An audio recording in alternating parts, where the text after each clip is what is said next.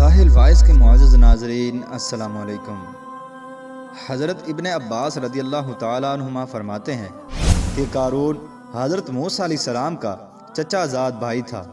اور ابن جریر نے قارون کا نسب نامہ یوں بیان کیا ہے کہ قارون بن یسہر بن کاہس کے دو بیٹے تھے، ایک کا نام یسہر اور دوسرے کا نام عمران تھا۔ چنانچہ یسہر کے گھر قارون پیدا ہوا اور حضرت عمران رضی اللہ تعالی عنہ کے گھر حضرت موسیٰ علیہ السلام پیدا ہوئے۔ چنانچہ قارون بہت ہی خوبصورت اور شکیل آدمی تھا، اسی لیے لوگ اس کے حسن و جمال سے متاثر ہو کر اس کو منور بھی کہا کرتے تھے، اور اس کے علاوہ اس میں یہ بھی کمال تھا کہ وہ حضرت موسیٰ علیہ السلام کی صحبت میں رہ کر علم حاصل کرتا رہا، یہاں تک کہ وہ تورات کا بہت بڑا عالم بن گیا، اور یہ شخص بہت ہی ملنسار اور با اخلاق انسان تھا، اور لوگ بھی اس کا بہت زیادہ ادب و احترام کرتے تھے۔ چنانچہ اس نے حضرت موسیٰ علیہ السلام کی صحبت میں رہ کر آپ علیہ السلام سے علم کیمیا بھی حاصل کر لیا تھا، اور وہ اس علم کیمیا کے ذریعے سے رانگ کو چاندی اور تانبے کو سونے میں تبدیل کر لیا کرتا تھا، یہاں تک کہ وہ اس علم کیمیا کے ذریعے سے بہت زیادہ مال و دولت کا مالک بن گیا۔ چنانچہ بے شمار مال و دولت ہاتھ آتے ہی اس کے حالات میں ایک دم تغیر واقع ہو گیا۔ چنانچہ منقول ہے کہ ایک مرتبہ ہفتے کے دن قارون بہت ہی جہ و جلال کے ساتھ اس طرح سے نکلا کہ وہ سونے کی زین ڈالے ہوئے سفید رنگ کے خچر پر ارغوانی جوڑا پہنے ہوئے سوار تھا، اور اس کے ساتھ ہزاروں لونڈیاں اور غلام زیوروں سے آراستہ تھے، اور ریشمی لباس پہنے ہوئے تھے، اور سجے ہوئے گھوڑوں پر سوار تھے۔ چنانچہ لوگوں نے جب یہ دیکھا تو ان میں سے جو لوگ دنیا کی رغبت رکھتے تھے کہنے لگے، اے کاش ہمیں بھی ایسی شان و شوکت اور مال و دولت مل جاتی، اور کچھ لوگ جو کہ آخرت کے احوال کا علم رکھتے تھے اور دنیا سے بے رغبت تھے کہنے لگے، تمہاری خرابی ہو اے دنیا کے طلبگارو، جو آدمی ایمان لائے اور اچھے کام کرے اس کے لیے آخرت میں اللہ تبارک و تعالی کا ثواب اس دولت اور شان و شوکت سے بہتر ہے۔ مفسرین نے لکھا ہے کہ اللہ تعالی نے قارون کو اتنی مال و دولت سے نوازا تھا کہ اس کے خزانوں کی چابیاں جو کہ چمڑے سے بنائی گئی تھیں اس کو 60 خچر اٹھایا کرتے تھے، اور بعض مفسرین نے لکھا ہے کہ اس کو 300 اونٹنیاں اٹھایا کرتی تھیں۔ چنانچہ پھر اس کے بعد قارون کو اپنی مال و دولت کا نشہ چڑھنے لگا، اور وہ اپنے آپ پر اترانے لگا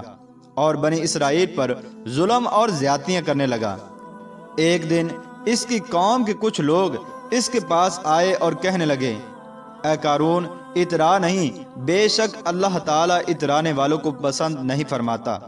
اور جو مال اللہ نے تجھ کو دیا ہے اس سے آخرت کا گھر طلب کر، اور دنیا میں اپنا حصہ نہ بھول، اور احسان کر جیسا کہ اللہ تبارک و تعالیٰ نے تجھ پر احسان کیا، اور زمین میں فساد نہ پھیلا۔ چنانچہ قارون نے اپنے مال کے گھمنڈ میں اس مخلصانہ نصیحت کو ٹکرا دیا اور کہنے لگا، انما اوتیتہ علی علم عندی، کہ مجھے یہ سب کچھ اپنے علم و ہنر کی بدولت ملا ہے، مجھ پر کسی قسم کا اللہ تبارک و تعالی نے کوئی احسان نہیں کیا، میرے اندر اس کی صلاحیت تھی اور میں نے خوب محنت کی اور کوشش کی، لہذا اللہ عز و جل نے مجھے یہ میری محنت اور میرے علم پر سب کچھ عطا کیا ہے۔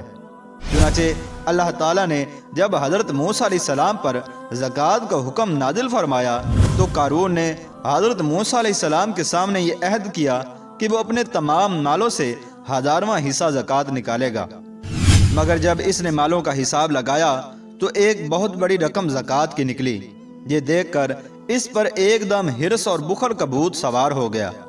اور نہ صرف زکوٰۃ کا منکر ہو گیا بلکہ عام طور پر بنی اسرائیل کو بھی بہکانے لگا، اور جو جماعت اس کی چاہنے والی تھی ان سب کو جمع کیا اور کہنے لگا کہ موسیٰ علیہ السلام زکوٰۃ کے بہانے تمہارے مالوں کو لینا چاہتے ہیں،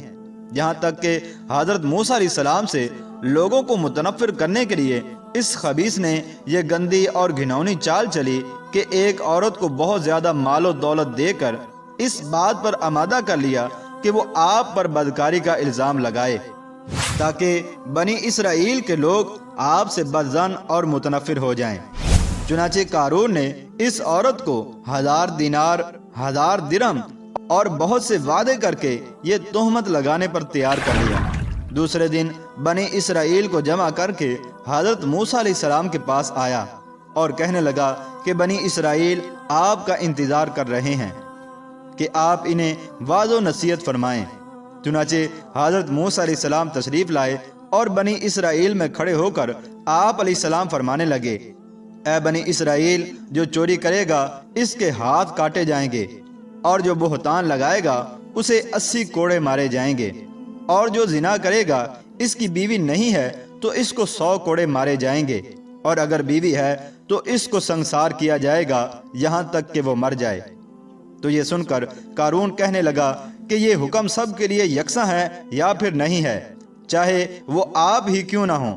تو حضرت موسیٰ علیہ السلام نے فرمایا، ہاں یہ حکم سب کے لیے یکساں ہے، خواہ وہ زنا کرنے والا میں ہی کیوں نہ ہوں۔ چنانچہ پھر قارون بولا کہ بنی اسرائیل کا خیال ہے کہ آپ نے فلاں بدکار عورت کے ساتھ بدکاری کی ہے۔ چنانچہ حضرت موسیٰ علیہ السلام نے فرمایا، اس عورت کو بلا لاؤ۔ پھر جب وہ عورت آئی تو حضرت موسیٰ علیہ السلام نے فرمایا، اس ذات کی قسم جس نے بنی اسرائیل کے لیے دریا کو پھاڑا اور اس میں راستے بنائے اور تورات نازل کی، جو بات سچ سچ ہے وہ بتا۔ چنانچہ وہ عورت حضرت موسیٰ علیہ السلام کے جلال سے کانپ اٹھی اور حضرت موسیٰ علیہ السلام سے عرض کرنے لگی کہ جو کچھ قارون کہلانا چاہتا تھا، اللہ کی قسم یہ جھوٹ ہے۔ اس نے آپ پر تہمت لگانے کے عوض میرے لیے کثیر مال مقرر کیا ہے۔ چنانچہ یہ سن کر حضرت موسیٰ علیہ السلام اپنے رب کے حضور روتے ہوئے سجدے میں چلے گئے اور عرض کرنے لگے، یا رب، اگر میں تیرا سچا رسول ہوں تو میری وجہ سے قارون پر غضب فرما۔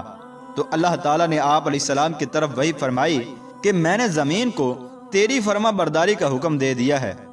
آپ جو چاہیں زمین کو حکم دیں۔ چنانچہ حضرت موسیٰ علیہ السلام کھڑے ہوئے اور فرمایا کہ تو نے ایسا کیوں کیا ہے؟ تو قارون کہنے لگا، اے موسیٰ علیہ السلام، اگر تجھ کو نبوت کے ذریعے سے مجھ پر فضیلت حاصل ہے تو مجھے بھی مال و دولت کے ذریعے سے تجھ پر فضیلت حاصل ہے۔ اگر آپ چاہیں تو باہر نکلیں اور میرے لیے بد دعا کریں، اور میں بھی آپ کے لیے بد دعا کرتا ہوں۔ تو یہ سن کر حضرت موسیٰ علیہ السلام نے فرمایا کہ پہلے تو میرے لیے بد دعا کرتا ہے یا پھر میں تیرے لیے بد دعا کروں؟ تو قارون کہنے لگا کہ پہلے میں آپ کے لیے بد دعا کرتا ہوں۔ پھر قارون نے حضرت موسیٰ علیہ السلام کے لیے بد دعا کی، جو کہ اللہ کی بارگاہ کے اندر مقبول نہ ہوئی۔ چنانچہ پھر حضرت موسیٰ علیہ السلام نے بنی اسرائیل سے فرمایا، اے بنی اسرائیل، مجھے اللہ تعالیٰ نے قارون کی طرف بھی اسی طرح نبی بنا کر بھیجا ہے جیسا کہ فرعون کی طرف بھیجا تھا، لہذا جو قارون کا ساتھی ہو وہ اس کے ساتھ اس کی جگہ پر کھڑا رہے، اور جو میرا ساتھی ہو وہ اس سے جدا ہو جائے۔ چنانچہ یہ سن کر سب لوگ قارون سے جدا ہو گئے، اور 2 شخصوں کے علاوہ کوئی شخص قارون کے ساتھ نہ رہا۔ پھر حضرت موسیٰ علیہ السلام نے زمین کو حکم دیا کہ انہیں پکڑ لے، تو وہ لوگ گھٹنوں تک زمین کے اندر دھنس گئے۔ پھر آپ علیہ السلام نے دوبارہ زمین کو حکم فرمایا تو وہ کمر تک زمین میں دھنس گیا۔ چنانچہ یہ دیکھ کر قارون رونے لگا اور قرابت و رشتہ داری کا واسطہ دینے لگا، مگر آپ نے کوئی التفات نہ فرمایا، یہاں تک کہ وہ بالکل زمین کے اندر دھنس گیا۔ اور قارون کے ساتھ جو 2 منحوس آدمی تھے لوگوں سے کہنے لگے کہ حضرت موسیٰ علیہ السلام نے قارون کو اس وجہ سے زمین کے اندر دھنسا دیا تاکہ قارون کے مکان اور زمین اور خزانوں پر قبضہ کر سکیں۔ یہ سن کر آپ علیہ السلام نے اللہ تبارک و تعالیٰ سے دعا کی کہ قارون کا مکان اور خزانہ بھی زمین کے اندر دھس جائے۔ چنانچہ قارون کا مکان جو سونے کا تھا اور اس کا خزانہ بھی زمین کے اندر دھنس گیا۔ اللہ تبارک و تعالیٰ سے دعا ہے کہ اللہ تبارک و تعالیٰ ہمیں مال و دولت کے نشے سے محفوظ رکھے۔